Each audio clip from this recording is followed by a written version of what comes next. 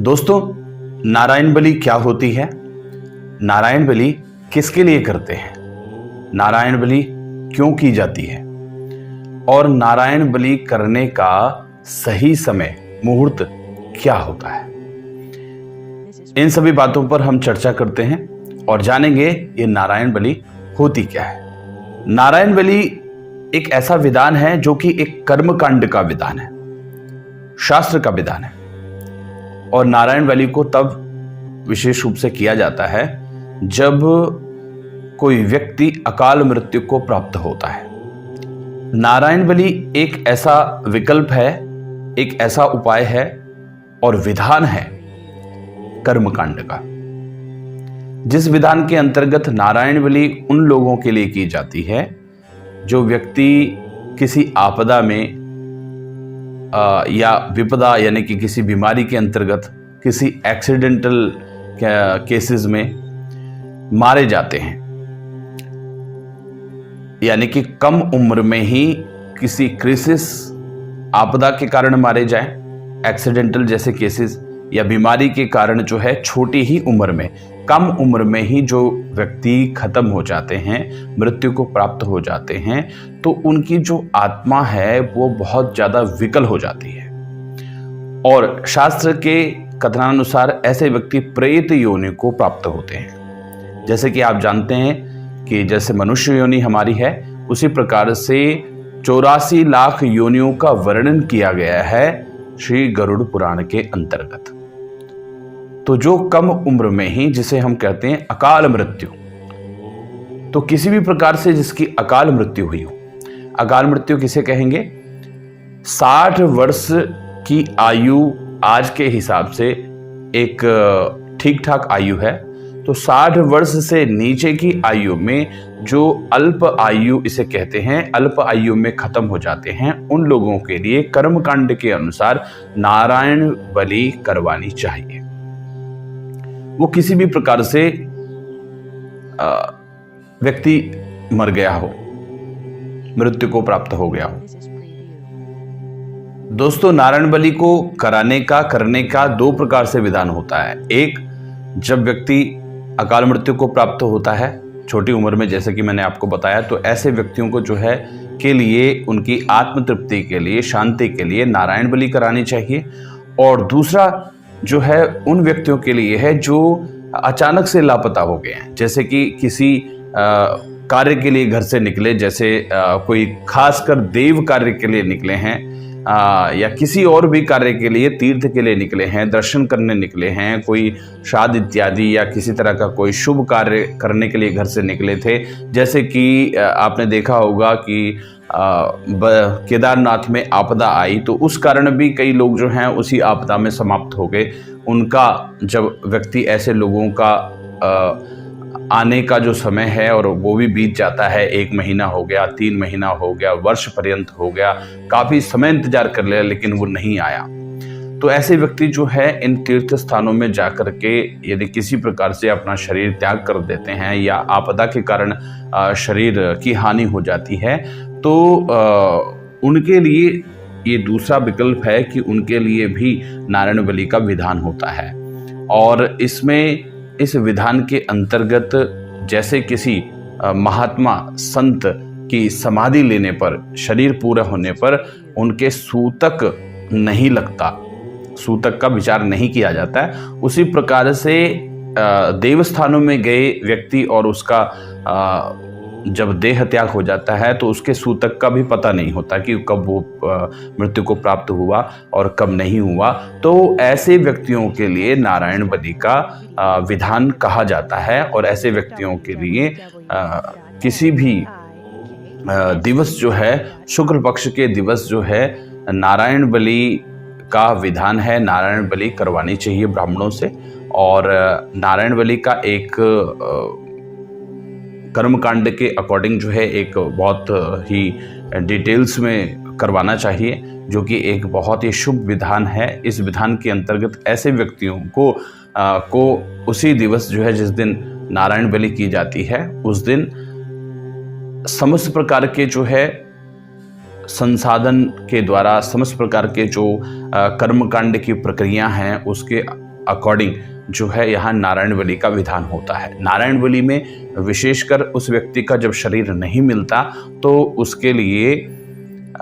कुशा का शरीर बना करके और उसी विधान के अनुसार उसे अग्नि दी जाती है। उसके बाद तो उसका चितानल पूजन किया जाता है, 10 गात्र विधान होता है और उसके बाद जो है 11वां दिवस मान करके नारायण बलि की जाती है। तो नारायण बलि में जो है देवताओं के मध्य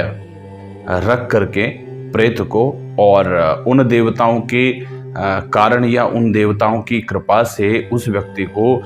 वो अधोगति जो होती है उस अधोगति से तृप्ति प्राप्ति होती है, मुक्त वो व्यक्ति हो जाता है।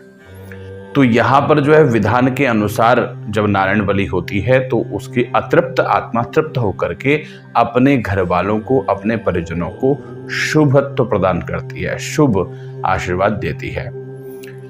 पहले वाला जो विधान है वो उन लोगों के लिए विकल्प है जो अकाल मृत्यु को प्राप्त हो जाते हैं, कम उम्र में ही शरीर को त्याग कर देते हैं किसी भी बीमारी के चलते या किसी भी शस्त्र आघात, एक्सीडेंटल या जहर खा करके मृत्यु कर लेते हैं, फांसी ले लेते हैं या इस तरह की जो भी मस्तिष्क के कारण या घटना के कारण, बीमारी के कारण या किसी प्रकार से भी वो व्यक्ति, कोई भी व्यक्ति जब मृत्यु को प्राप्त हो जाता है तो उसके लिए नारायण बलि करनी चाहिए। नॉर्मल प्रोसेस और प्रोसीजर के अंतर्गत जैसे किसी ने फांसी लगा ली हो या इत्यादि,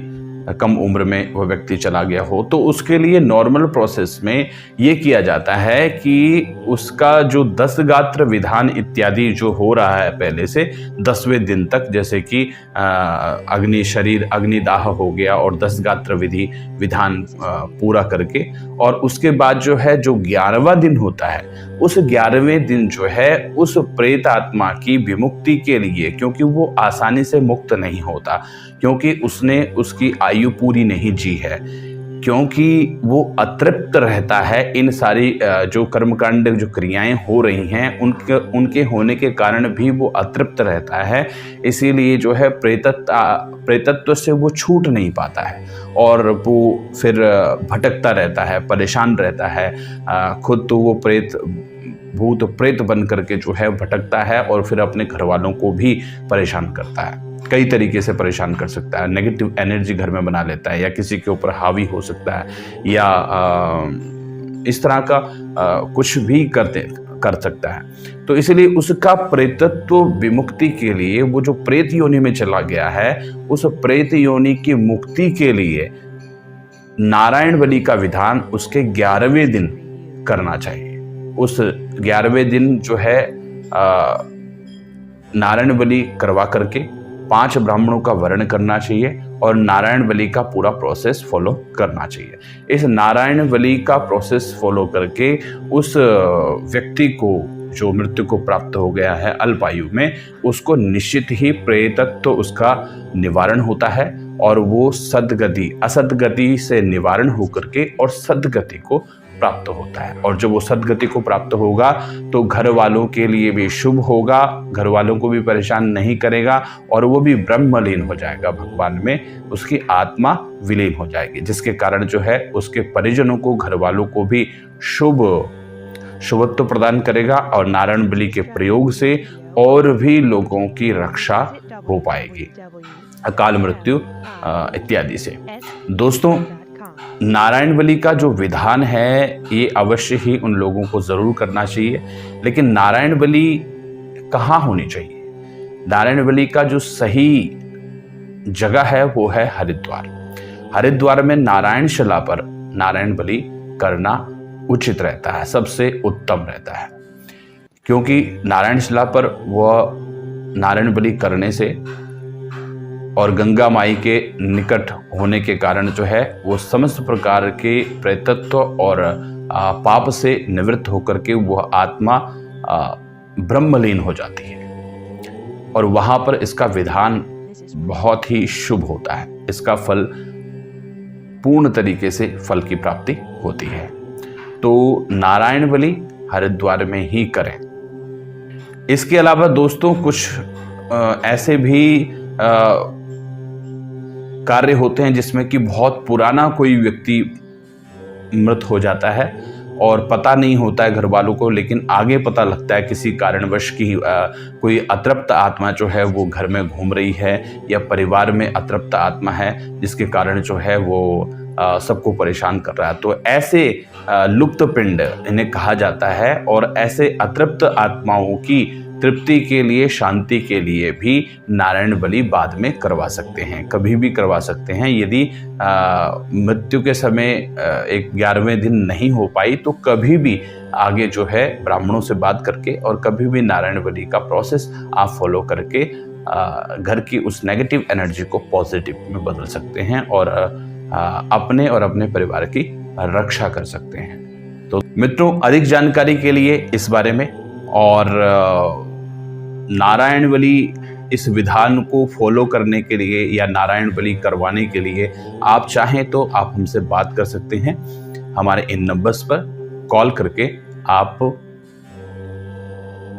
वो सभी घटनाओं के बारे में आप उस पर चर्चा कर सकते हैं और नारायण बलि करवा करके अपने प्रेत को, जो प्रेत योनि में चला गया है, अकाल मृत्यु जिसकी हुई है, उसे, उस अतृप्त आत्मा को तृप्त कर सकते हैं।